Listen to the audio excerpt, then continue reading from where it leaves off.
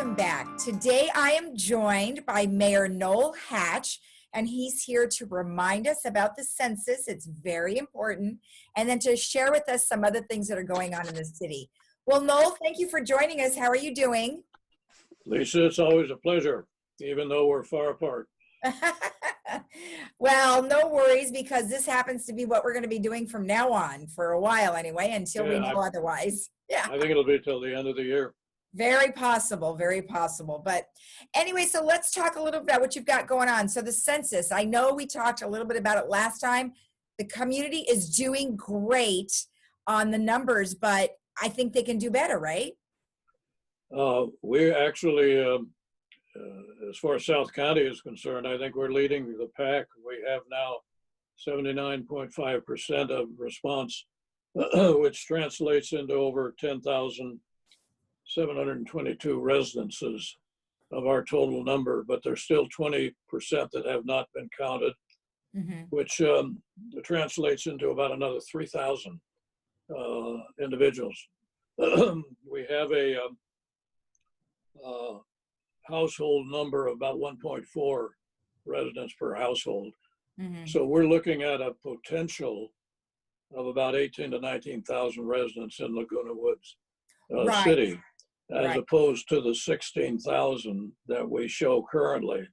And that came about because there was an error in the number of residences that were available. I mean, we're not looking at registered voters. We're looking at people who sleep there even though they may not call it home, but they're there. And the government just wants to count. As you said, money comes to cities who have populations. So Medicare money comes from the federal government, and if we don't have an accurate census, we lose out. So let me ask you something. What if all of those people came together that didn't fill out the census and they filled it out? Could you give me a percentage of money, what that would make? Like, how much more money would that bring to the city if they did that? I don't know that I can tell you totally, but I'll tell you in connection with the CARE grant program for small businesses that came. That was a population based. So because we only had 16,000 people, the amount of money that we got from the federal government CARE grant program was something over $300,000 of the 25 million that was allocated to South County. And if we had had an 18,000 people, which is the correct number, I believe, that would have resulted in some additional funds coming in to help small businesses. Okay. But anyway, that would be one example. Okay. Well, yeah, I mean, we definitely want to make sure that everybody fills it out. Now you said you went on and you did it online as well as through the phone. Tell me what your experience was like. I called up the number within probably less than a minute. I was talking to a live person employed by the federal government. And there was an introduction where they gave us some instructions. A very nice gal. I don't know where she was. So I said, take me through the interview process. So she went through, asked me all the questions, and within 7 or 8 minutes, it was over and I was gone. Excellent. I then went online and went through the same process of filling out the questionnaire to the point where I didn't have to send it in because mine was in. And it was so simple and so easy and painless and quick. Yeah, well, so if we could get that 20% to do that, we would be all right. And as you said, we'll give free ice cream, charge it to the village, and all will be well. Oh my heavens. Uh-oh. All right, you extra 20%. Did you hear that? We might just get some ice cream. So if we're I'll tell you what, number. We'll arrange for a free ride on one of the senior mobility That's a great one. All right, we'll work on that. All right. Well, hopefully everybody will get those census numbers up and get more money to the residents, not necessarily the residents, all of programs. California. It's interesting because we do. We are the highest, I think, certainly in South County, probably the entire county, And I hate to mention other cities, but the last one I saw, Laguna Beach, had about 59%. Oh, So that was sad. Yeah. yeah. Well, All I right. mean, if you want the money, you got to fill it out. So that's an awesome thing that they're doing. So Yeah. everybody keep up the good work. Let's get it to 100%. Thank you. I mean, All right. So what else? You have senior mobility program, which is kind of what you just mentioned. Tell me about that. well, let me tell you three stories first to introduce that real quick. My wife and I, our primary care physician, our dentist, our ophthalmologist are in Newport Beach. Okay. We drive there periodically as needed to see them and others that we have elsewhere. Secondly, when we came into the city and into the village many years ago, after spending 3 years in upstate New York, I used to travel up periodically to Los Angeles, where I had practiced law, and would do that periodically, and would take the train out of the Irvine station. Third thing is that one of the great things about living in our village is there are a number of Costco warehouses close by. And so periodically I go to Costco, even with my mask, and enjoy a hot dog or shopping and that sort of thing. All of those I have to drive. There may well come a time when both my wife and I aren't driving anymore. And there are a number of people in the village that just don't drive. And so we have this senior mobility program, which when you stop and think, it's an amazing program. One is they will take you anywhere in Orange County at a significantly discounted taxi bucks. You buy the taxi money, say you spend $50 for a taxi fare, and you only cost you $35. Oh, So wow. you have a 30% savings there. They will take you anywhere in Orange County or bring you home, as long as they're either from Laguna Woods or come back to Laguna Woods. Secondly, they'll take you to the Irvine station, so you can join me and go up to Los Angeles again, or wherever you'd like to stop on that. And that's at 50% off for the fare. It's about $6. And then finally, and this is the one I think fascinating, they'll take you anywhere you want to go for a non-emergency medical transportation need. They'll take me to the doctors, they'll take you to the therapist, whatever it may be. And once again, that is with they go up to the Veterans Hospital in Long Beach for 87% off of what the cab fare would be. So the generosity of the OCTA, the Orange County Transportation Authority, and some Measure M funds that we use, and the yellow cab was the transportation, and arrangements can be made at City Hall for some of those transportation needs. So it's really a remarkable program, and at its absolute peak, Lisa, which was years and years ago, about over 1,000 people from the village used it.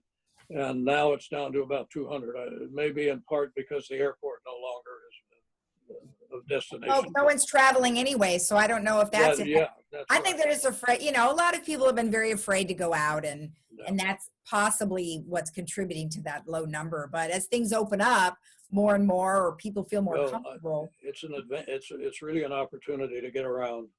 Yeah. And that's a great thing. And then we waive the massive entrance fee of $10 a year for 2021.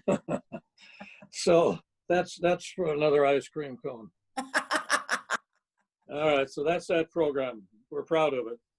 Sounds great. And it's an alternative if they can't do something else, if maybe the buses here aren't doing what they need, or well, it's an adjunct really to the transportation system in the village, which is I used to use that all the time when I had an office in Laguna Hills. So the combination of the two means that you have a certain amount of mobility when you can't drive or don't. Right. Exactly. All right. All right. What else do you have? Well, on the census, we talked about that and the importance of that. And I think probably more than anything, well, not more than anything, but the thing that's personal to me about that correct census figure, it's a matter of pride. If I have 18,500 people that live in my village and the city, I don't want to show it at 16,000. Yes. So there is a pride there. Okay. We'll get your Census. picture in the newspaper. Yeah. And it was, just as an aside, this wasn't on the agenda, but as I said, we received over $300,000 for the CARE grant. And we've had 12 small businesses apply and receive grants of $10,000 each for loss of business and that sort of thing. And we're in round 3, which expired on the 19th of this month. And I don't know how many applied there, but we will end up with some surplus money. And the question is, what happens to that surplus money? Whether that stays with the individual cities to be used for other assistance for businesses and so forth. Our hope is that may be the case, or that they will reduce the qualification requirements, which are a little strict, and had to do primarily with loss of business as opposed to actual expense that they incurred because of COVID. But that's not in our decision. It's the county supervisor, Lisa Bartlett, and the staff that is administering this. Right. So that covers that. And I guess the final thing that we had talked about was more some curiosity on my part as to, we read about the riots, the protests, the conflagrations, and all the things that are going on in cities throughout the country. And it gets a little frightening, I think, particularly for us older people, about what happens here. We are surrounded by a number of communities which seem very static and well protected. So I did a little research, if you can call it research, online as to how we, Laguna Woods City, are rated as a safe place to live in California. And surveys many times are meaningless, but I went through 4 or 5 of them, and a number of the surveys require a certain population before they will even include you in this. And usually it's either 25 or 50,000, and so we're never included. But there were 3 or 4 surveys that I looked at, which I found interesting. One was on USA.com, and they calculated the California crime index by city rank. And they took data, as do most surveys from the FBI's crime statistics and so forth, and run it through their logarithms to work out a ranking of cities. And they ranked 481 cities or 83 cities. And they started with a rank, the number 2 city in there had a ranking of 299. The number 1 city had a ranking of about 230 or 40.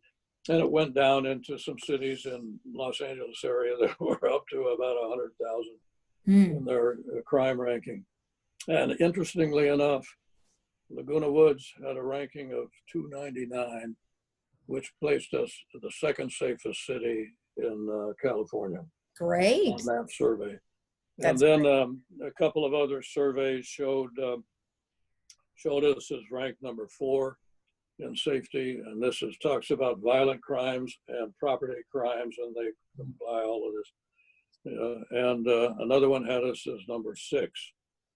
So I drew some comfort that the partnership with our sheriff's department and the city, our own in-house security in the village, the attitude of the people, and just the whole milieu that surrounds living here in Laguna Woods lends itself to peace of mind. Exactly. And so that's, so I go to bed at night and look forward to getting up.